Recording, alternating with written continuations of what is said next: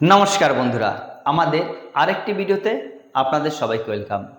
এই মুহূর্তে দিল্লির যন্তর মন্তরে এবং কলকাতা, ব্যাঙ্গালোর, চেন্নাই, মুম্বাই যেভাবে সব জায়গায় ককরোচ জনতা পার্টি এবং সাধারণ নাগরিক আন্দোলন গড়ে তুলেছে, তাতে কিন্তু অনেকেই মনে করতে পারেন যে এই মুহূর্তে হয়তো মোদী সরকারের পতনও হয়ে যেতে পারে।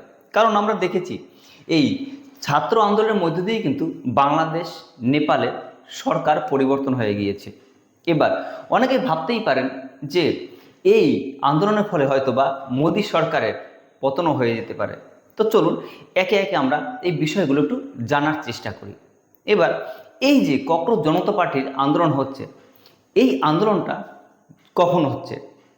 যখন হচ্ছে তখন কিন্তু একটি ভারতের এই সংসদে দুটো জিনিস, গুরুত্বপূর্ণ জিনিস পাশ হওয়ার কথা ছিল। কি কি? এক নাম্বার হলো FCRA, foreign contribution regulation act, আর একটা হলো এক দেশ এক ভোট হোক। এর জন্য কিন্তু এই সংসদে বাদল অধিবেশনে এই বিলটি পাশ হওয়ার কথা ছিল।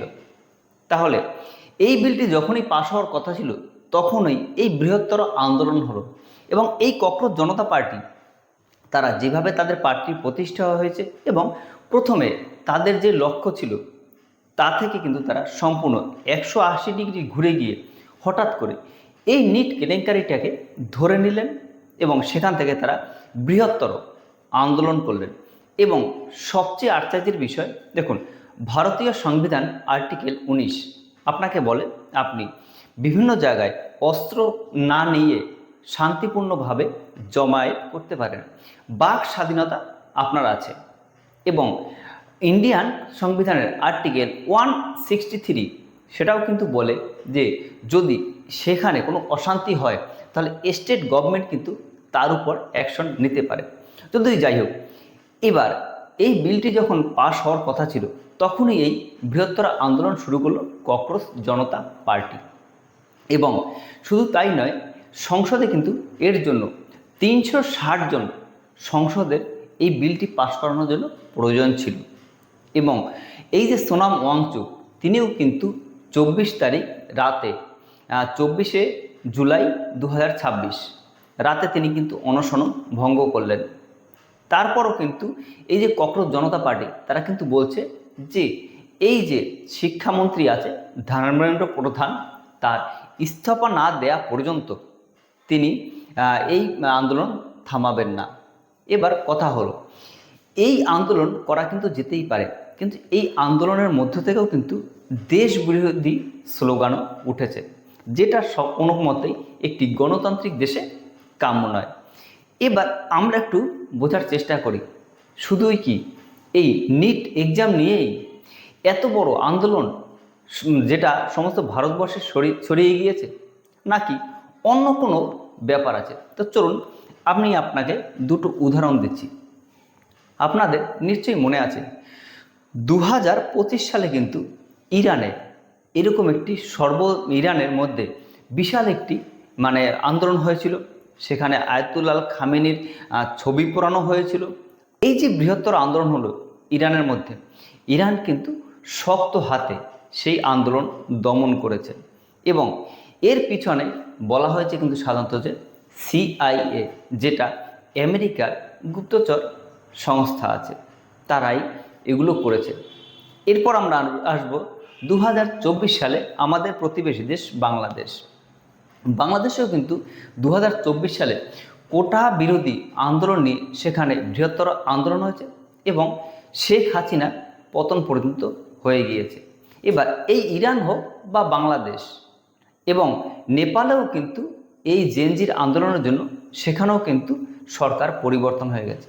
এবার এই তিনটি সূত্র যদি আমরা একই জায়গায় গেঁথে ফেলি তাহলে কিন্তু আমরা সহজেই অনুধাবন করতে পারবো যে এই যে বৃহত্তর আন্দোলন, এর পিছনে হয়তোবা কেউ একজন আছে।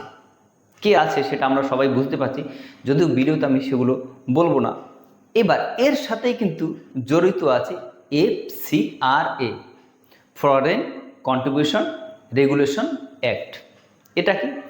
এটি কিন্তু পাশ করেছিল 1976-এ এবার এই যে ইরান হোক, বাংলাদেশ হোক কিংবা নেপাল, এই যে বৃহত্তর আন্দোলন হয়েছে, এর পিছনে কে ছিল? এই আন্দোলন করতে তো বিভিন্ন প্রকার টাকা দরকার হয়েছে। সেই টাকা কোথা থেকে এলো, কে খরচ করলো, এটাও কিন্তু জানার বিষয়। আর এইটা জানতে হলে আপনাকে জানতে হবে এফসিআরএ এই রুলের ব্যাপারে। 1976-এ তখন ইন্দিরা গান্ধী ভারতের প্রধানমন্ত্রী ছিলেন এবং তিনি গুপ্ত মাধ্যমে জানতে পারলেন যে তার যে প্রধানমন্ত্রীত্ব পদ সেটা অনেকটাই কিন্তু বিপদের সম্মুখীন। ভারতবর্ষে বিভিন্ন এনজিও আছে যারা সাধারণত ভারতে এই যেখানে থেকেই কোনো বিভিন্ন ট্রাস্টের মাধ্যমে টাকা আসে। যেমন কেউ বলল, আমরা দেখেছি যে আমাদের পাশে বড় বড় রক্তদান কর্মসূচি হয়, কোনো বড় বড় বিদেশি ট্রাস্টের মাধ্যমে হাসপাতাল তৈরি করা হয়, কিংবা বড় বড় কোনো প্রজেক্টের মাধ্যমে ভারতের গরিব যারা আছে তাদেরকে সাহায্য করা হয়। এবার একটা জিনিস মনে হতে পারে, তাহলে এটা তো ভালোর জন্যই করে বিদেশি সরকার।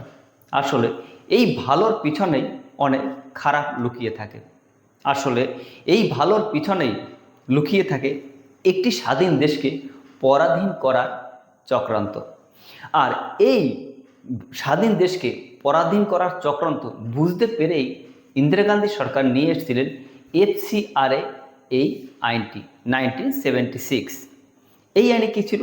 যারা এইসব বিভিন্ন এনজিওর মাধ্যমে বিদেশ থেকে ভারতে পয়সা আসে, সেই পয়সা কোথায় যায়, কী জন্য যায়, এইগুলোর জন্য তিনি একটা আইন বানিয়েছিলেন এবং বলেছিলেন যে ভারতের কোনো নেতা মন্ত্রী কিংবা কোনো সরকারি সংস্থা এই টাকা সরাসরি নিতে পারবে না।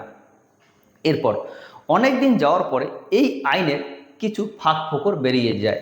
যেমন কারো যদি একটা এনজিও থাকতো, সেটা যদি কোনো কারণে বন্ধ হয়ে যেত, তাহলে সে অন্য নামে এনজিও খুলে আবার এই কাজগুলো করে যেতেন নিশ্চিন্তে। এরপর 2010 সালে তখন মনমোহন সরকার ছিলেন, প্রধানমন্ত্রী ছিলেন। তিনিও বুঝতে পারলেন যে এই আইনের ফাঁক ফোকর দিকগুলোকে ভালো করে ঠিক করতে হবে। তারপর তিনি কিন্তু 2010 সালে এই আইনের কিছু দিকগুলো পরিবর্তন করেন। কি কি পরিবর্তন করেন? তার মধ্যে নাম্বার 1 হলো বিদেশি এর মাধ্যমে যত টাকা আসবে সেই টাকার একটা রেজিস্ট্রেশন থাকবে এবং তাদের যদি কোনো প্রকার অনৈতিক কাজকর্ম ধরা পড়ে তাহলে তাদের রেজিস্ট্রেশন বাতিল করা হবে এবং এই রেজিস্ট্রেশন দেওয়া হবে শুধুমাত্র 5 বছরের জন্য। আর তাদের নির্দিষ্ট তথ্য জানাতে হবে কোথায় টাকা খরচ করে, কী কারণে খরচ করে, আর সমস্ত টাকা দিল্লির এসবিআই ব্যাংকে আসতে হবে। এবার 2010 সালে এই আইন পাশ হয়ে যাওয়ার পর আবার 2014 সালে মোদী সরকার গভর্নমেন্টে আসে। তারা দেখলো, বিজেপি সরকার দেখলো যে 2010 সালের পরেও এই আইনে অনেকগুলো ফাঁক ফোকর রয়ে গিয়েছে। এরপর তিনি কি করলেন? তিনি আবার এই আইনের সেই ফাঁক ফোকরগুলোকে আবার নতুন আইন করার জন্য 2026 সালে এই বাদল অধিবেশনে নতুন করে আইন আনার চেষ্টা করলো। এবার আপনার মনে হতে পারে এই যে ফরেন এফসিআরএ বিল, এরকম কি বিদেশেও আছে? হ্যাঁ, অবশ্যই আছে। আর এই আমেরিকায় যে এই আইন আছে এটাকে বলা হয় FARA, তারা এই নামে এটাকে বিল করে। আর আমেরিকায় যদি ধরা পড়ে যে কোনো বিদেশি চক্রান্ত তাদের এই এনজিওর মাধ্যমে টাকা পাঠিয়ে অন্য কোনো কাজ করছে, তাহলে কিন্তু সেটা তাদের দণ্ডনীয় অপরাধ।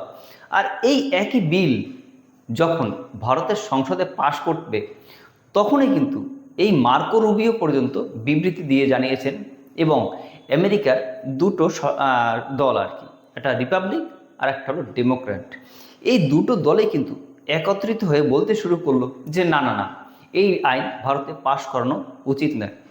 তাহলে যেহেতু আমেরিকা বলছে এই আইন পাশ করা উচিত নয়, সেহেতু কিন্তু এটা একটি ভাবার বিষয়। তাদের এত তৎপরতা কেন? যে আইন তারা পাশ করে নিয়েছে সেই আইন ভারতবর্ষ নিজেদের জন্য পাশ করাতে চায়, তাহলে তাদের বাধা কেন? কেন বাধা? উত্তরটাও আমি আপনাকে বলে দিচ্ছি। ভারতে উত্তর পূর্বে যে রাজ্যগুলো আছে, আসাম, মেঘালয়, ত্রিপুরা, মিজোরাম, এই সব জায়গায় কিন্তু একটি জিসাস কলোনি বানানোর চেষ্টা চলছে। আমি তথ্য সহকারে আপনাকে সব কিছুই বলবো। এবার এই উত্তর পূর্ব ভারতে যাওয়ার জন্য, যেটা উত্তর দিনাজপুরে চোপড়ায় অবস্থিত চিকেন নেক বলা হয়, যেটা সামনে 22 কিলোমিটার চওড়া, এর মাধ্যমে কিন্তু সমগ্র ভারতবর্ষের সাথে উত্তর পূর্ব ভারতে সংযোগ রাখা হয়। আমি আপনাকে একটি তথ্য বলছি। 1971-এ অরুণাচল প্রদেশে খ্রিস্টানের সংখ্যা ছিল 3%, এবং 2011 সালে, আপনারা সবাই জানেন যে 2011 সালে লাস্ট সেন্সাস হয়েছিল, সেখানে সেই সংখ্যাটা দাঁড়িয়েছে প্রায় 18 থেকে 30%। মিজোরামে যেখানে 0% ছিল, সেখানে খ্রিস্টান জনসংখ্যা দাঁড়িয়েছে প্রায় 87-এ। এইভাবে কিন্তু মিজোরাম, মেঘালয়, আসাম, এইভাবে খ্রিস্টানের সংখ্যা বেড়েছে। আসলে এই যে বিভিন্ন ট্রাস্ট, এর মাধ্যমে যারা গরিব, যারা চলতে পারে না এবং যারা অর্থনৈতিকভাবে একটু পিছিয়ে আছে, তাদেরকে টাকা দেখিয়ে তাদেরকে ধর্মান্তরিত করা হচ্ছে খ্রিস্টানিতে। এবার আপনি বলতে পারেন, তাহলে এতে আমেরিকার কী লাভ? আমেরিকার লাভ হলো, এই উত্তর পূর্ব ভারতকে যদি একটি কলোনি করা যায় খ্রিস্টান ধর্মে বা সেই দিকে, তাহলে আমেরিকা এখানে সহজেই ঘাঁটি গড়তে পারবে, এবং এখান থেকে আমেরিকার চিরপ্রতিদ্বন্দ্বী ভারত এবং চীনের এই দুটো দেশের উপরে কিন্তু সে ভালো করে নজরদারি করতে পারবে। এই জন্যই কিন্তু তাদের এত টাকা খরচ। আরেকটা দেশ হলো, মানে স্টেট হলো আমাদের ভারতবর্ষে পাঞ্জাব। এই যে ম্যাপে দেখতে পাচ্ছেন, পাঞ্জাবে কিন্তু এখানে সাধারণত যারা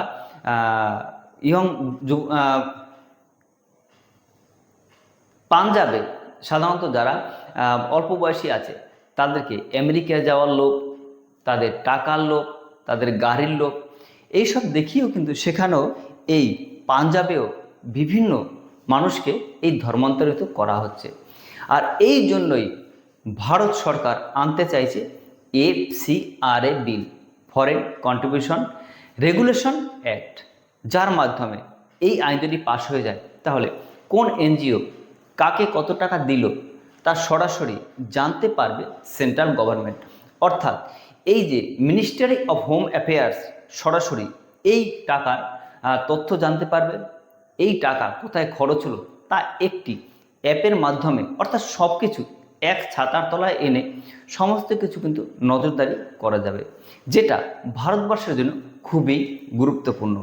আর এটাও তো মনে হতে পারে যে এই বিল যাতে সংসদে পাস না করা হয়, সেই জন্য পিছনে থেকে কেউ না কেউ কাজ করছে। আরেকটি হলো এক দেশ এক ভোট। যদি ভারতবর্ষে এক দেশ এবং এক ভোট হয়, তাহলে নেতামন্ত্রী থেকে শুরু করে সবাই তারা কিন্তু চাইবে যে ভারতের উন্নতি হোক এবং ভারতের উন্নতির জন্যই কাজ করবে, এবং তারা জনগণের কাছে বাধ্য থাকবে। আর এটা যদি হয়, সেখানেও কিন্তু ভারতবর্ষের অগ্রগতি অবশ্যই হবে। আমেরিকা জানে তার এই মুহূর্তে সবচেয়ে বড় প্রতিদ্বন্দ্বী হলো ভারত, কারণ চায়না এখন কিন্তু যথেষ্ট উপরে উঠে গিয়েছে, এবং আমেরিকা জানে এই মুহূর্তে তারা চায়নার সাথে পারবেও না। আর এই জন্যই কি ভারতবর্ষের ভিতরে একটি অস্থিরতা সৃষ্টি করে ভারতবর্ষের এই বাদল অধিবেশনে যাতে এই বিলগুলো পাস না করা যায়, এই জন্য কি একটি চক্রান্ত চলছে। আর অবশ্যই যেভাবে নিট প্রশ্নপত্র ফাঁস হয়েছে, এটা কিন্তু সরকারের বড় একটি ব্যর্থতা।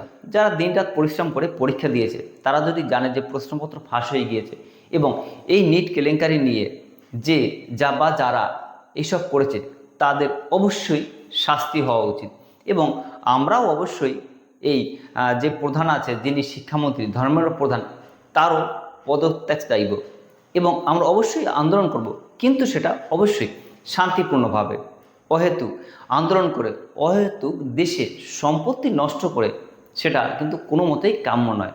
অর্থাৎ আমি বলতে চেয়েছি, পাক স্বাধীনতা আমাদের আছে, আমরা আন্দোলন করব, সেই আন্দোলনের মধ্যে যেন কোনো প্রকার দেশ বিরোধী স্লোগান না ওঠে। আমার প্রতিবেশী শত্রু দেশ যেন আমাদের দেশের আন্দোলন দেখে তারা সেই আন্দোলনকে প্রভাবিত না করতে পারে। আপনি কথাটা আমি কেন বললাম, আপনি যদি বাংলাদেশের কোনো নিউজ বা কোনো কিছু দেখেন, তাহলে কিন্তু ব্যাপারটা পরিষ্কার হবে।